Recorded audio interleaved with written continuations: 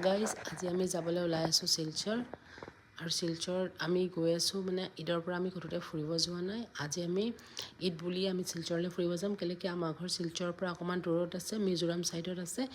চাওক আমাৰ আনাম ৰেডি হৈ গ'ল আৰু আমাৰ হিটলাৰো আহি পাই গ'ল।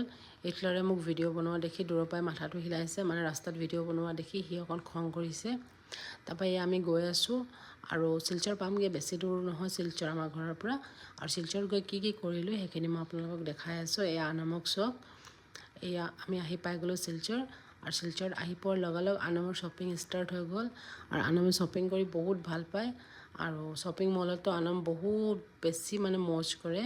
এই চাওক আনামক, আৰু মোক ভিডিঅ' বনোৱা দেখি আনামৰ মানে খং উঠি গৈছে, খঙতে মুখখন বেকা কৰি থৈ গুচি গ'ল। তাৰপৰা আমি আহি পালোঁ বিগ বাজাৰত এয়া আনামে কি কৰি আছে চাওক। আৰু আমি শিলচৰত আহি কি কৰিলোঁ নেক্সট এটা ভিডিঅ'ত মই আপোনালোকক দেখাই আছোঁ। এতিয়া বাই।